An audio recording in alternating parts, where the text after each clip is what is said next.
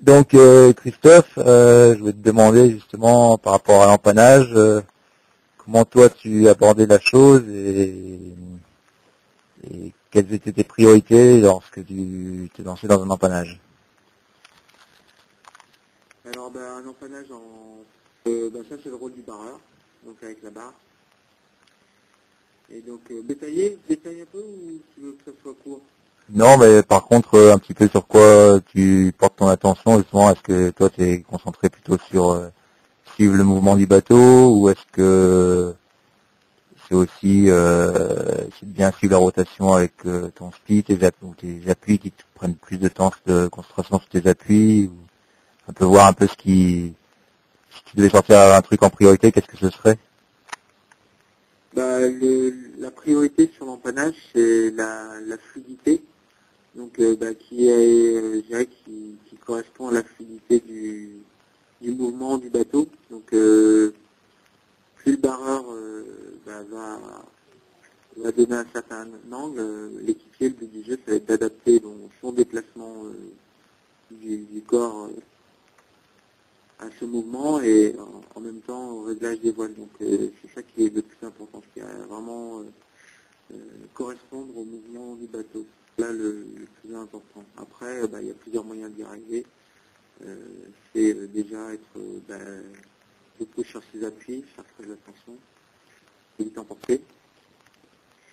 Et toujours avoir un regard pour la voile qu'on manipule. Donc pour moi, c'est le spi et des fois le foc pour certains catamarans qui sont pas autour. Il y a beaucoup de choses à faire en fait. Voilà. Donc, mais surtout faire attention à la fluidité. Donc essayer de pas accompagner le bateau plutôt que de le contraindre. Ah d'accord, donc dans les sensations que tu recherches, c'est d'être le plus fluide possible et au moins secouer le bateau en quelque sorte, et pas entraver dans sa manœuvre, quoi. Voilà, c'est un bateau qui tourne, donc ça va être c'est comme une moto dans un virage, on se penche du bon côté, parce que sinon la moto elle va tout droit. Donc le catamaran, comme ça va vite, c'est un peu la même philosophie.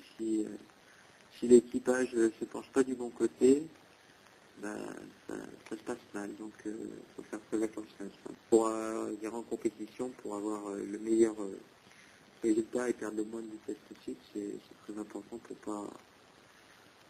pas arrêter le bateau, de ne pas avoir de mouvement trop brusque. Et donc c'est pour ça qu'il faut travailler, en refaire souvent et être très synchronisé avec les barres. Ah d'accord, et donc par rapport à la synchronisation, justement, tu préconises plutôt une bonne communication avant la manœuvre et juste avant la manœuvre, ou plutôt quelque chose de simple par rapport, je sais pas, est-ce qu'il y a besoin de communiquer sur l'état de la mer, sur les vagues, pour savoir comment on va faire la manœuvre? Moi j'ai plutôt un fonctionnement assez simple, je demande à mon barreur que tu connais bien non, de connaître déjà le moment où on va empanner, donc ça c'est une décision qui est en général prise ensemble, et après moi je donne le barreur dit on empanne, et moi je dis au moins je réponds par l'affirmative que je suis prêt ou pas prêt, et à ce moment-là, après, c'est justement ce que je disais tout à l'heure, c'est une fois que j'ai dit OK, après je me débrouille moi, personnellement, pour être en accord avec le mouvement du bateau. Voilà, donc après c'est très simple, je suis prêt, donc je me débrouille pour suivre, même si ça se passe des fois, si je dois faire un petit peu différemment parce que ça ne se passe pas comme je voudrais tout le temps, mais il faut que je m'adapte. Voilà. Ah d'accord. Et sinon, au niveau du travail de cette manœuvre, tu as souvent plutôt travaillé, pas tout seul parce que c'est forcément avec ton barreur, mais est-ce que tu as fait appel à des personnes extérieures ou c'est plutôt quelque chose à travailler soi-même et par répétition, etc. On peut toujours, ça fait bien de faire des empannages, ça fait pas de mal, donc il faut en faire. Après, je pense que c'est intéressant d'avoir un œil extérieur parce que les deux, le barreur et l'équipier sont